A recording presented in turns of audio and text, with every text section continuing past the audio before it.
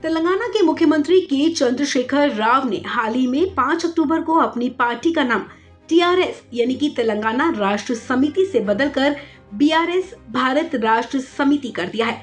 इसे लेकर अब केंद्रीय वित्त मंत्री निर्मला सीतारमण ने केसीआर पर निशाना साधा है। सीतारमण ने आरोप लगाया कि चंद्रशेखर ने ये कदम एक तांत्रिक की सलाह पर लिया है। एक चर्चा के दौरान निर्मला सीतारमण ने कहा कि तांत्रिक की सलाह पर ही केसीआर ने सचिवालय जाना छोड़ दिया था। उन्होंने आगे कहा कि के चंद्रशेखर राव तांत्रिक और अंक ज्योतिष में विश्वास रखते हैं। निर्मला सीतारमण ने कहा कि मुख्यमंत्री केसीआर ने तांत्रिक और अंक शास्त्र के जानकारों की सलाह पर न केवल राज्य सचिवालय जाना बंद कर दिया, बल्कि लंबे समय तक महिलाओं को अपने मंत्रिमंडल में भी शामिल नहीं किया। जिसके बाद निर्मला सीतारमण ने केसीआर पर निशाना साधते हुए कहा कि तेलंगाना की भावना को समझने के लिए टीआरएस का गठन किया गया था, लेकिन राव ने तेलंगाना को धोखा दिया और तांत्रिकों की सलाह पर टीआरएस का नाम बदलकर बीआरएस यानी कि भारतीय राष्ट्र समिति कर दिया। निर्मला सीतारमण ने कहा कि जब तेलंगाना का गठन हुआ था तब केसीआर ने महिला सशक्तिकरण के बारे में भी बात की थी, लेकिन 4 साल तक टीआरएस सरकार में एक भी महिला मंत्री को शामिल नहीं किया गया।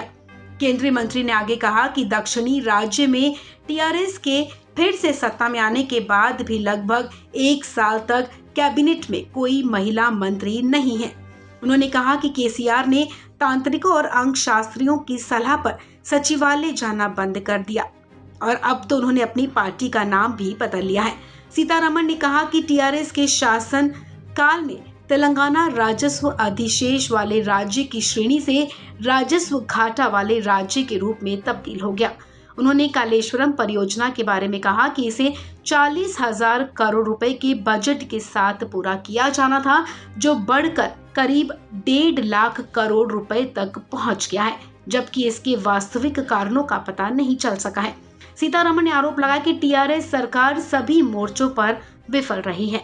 आपको बता दें, राष्ट्रीय राजनीति में कदम रखने की कवायद के साथ बुधवार यानी कि 5 अक्टूबर को तेलंगाना राष्ट्र समिति का नाम बदलकर भारत राष्ट्र समिति कर दिया गया था, जिसके बाद पार्टी कार्यकर्ताओं ने जमकर जश्न मनाया और पार्टी का नाम बदलने की घोषणा से उत्साहित कार्यकर्ताओं ने अपनी पार्टी के नेता केसीआर को राष्ट्रीय नेता करार दिया।